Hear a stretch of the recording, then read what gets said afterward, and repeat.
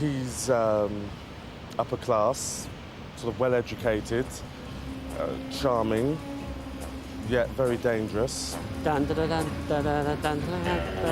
He stood for Britain's greatness, the stiff upper lip. He worked for MI5, therefore he was in the Secret Service for the British. In a time of the Cold War, therefore the Russians, on the whole, were the enemy. Real ladies' man. Yeah. Lady killer.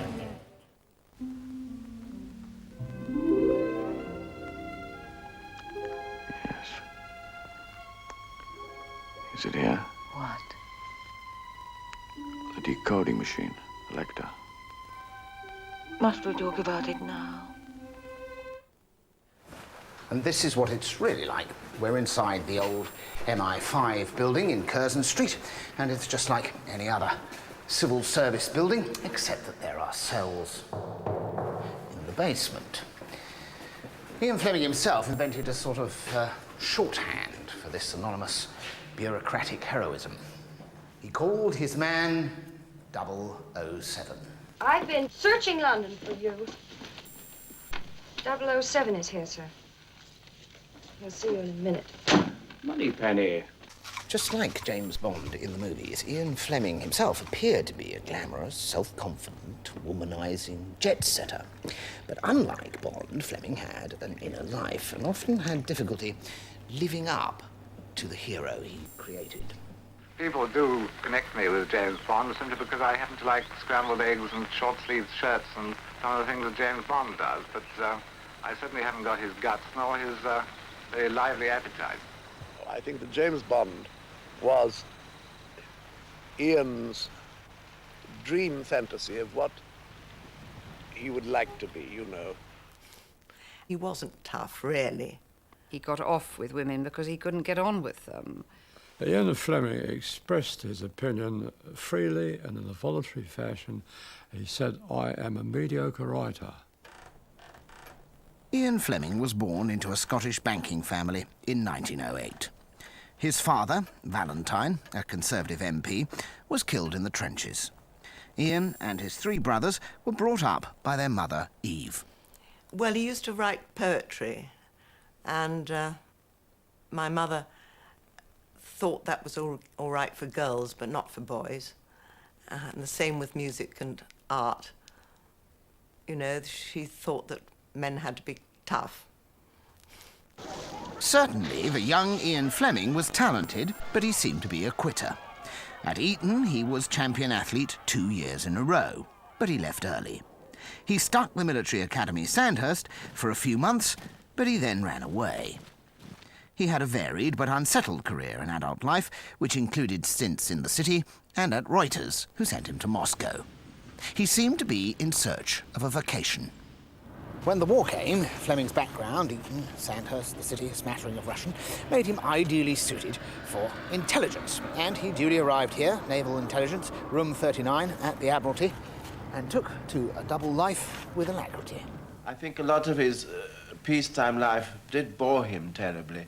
His connection with the city was largely through his family, and I don't think it's what he would have chosen to do. The war simply took him away from all that and put him back into his sort of cloak and dagger world he'd always wanted to be in. It was in this period of his life that Ian Fleming perhaps came closest to being James Bond, sending agents out behind enemy lines and developing a reputation as a handsome but ruthless womanizer.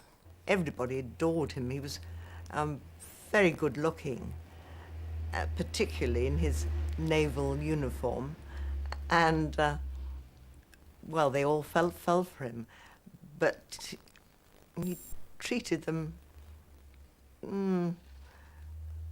well,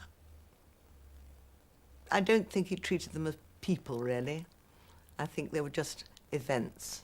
He was at his worst in the company of women. That is to say, I noticed that he sometimes used to make risky remarks of sexual character when women were in the room. And I put that down to some extent of his distrust or his dislike of them. When Ian Fleming finally proposed to his longtime lover, Anne Rothermere, at the age of 44, he found the prospect of marriage nerve-wracking.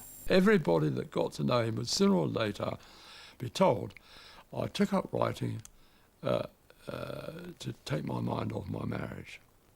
In the weeks before his wedding, Fleming sat down in his Jamaican home Goldeneye and wrote the novel Casino Royale.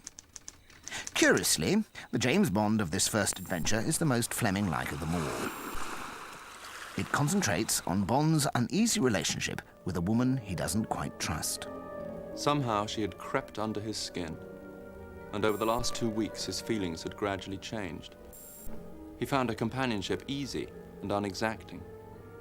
There was something enigmatic about her that was a constant stimulus. She gave little of her real personality away, and he felt that however long they were together, there would always be a private room inside her which he could never invade. In those early days, it was all somehow like fun, that Ian was writing these books for fun, and it only began to be more serious as time went on. Ian Fleming wrote 11 more Bond books. They not only became bestsellers, but were turned into blockbusting movies. Eventually, Bond's influence reached into the world of spying itself. The KGB officers started to think, all right, it's all maybe fiction, but all fiction is based on some reality. And the technology is so developed in the West, in Britain, that probably some of those things really can be produced.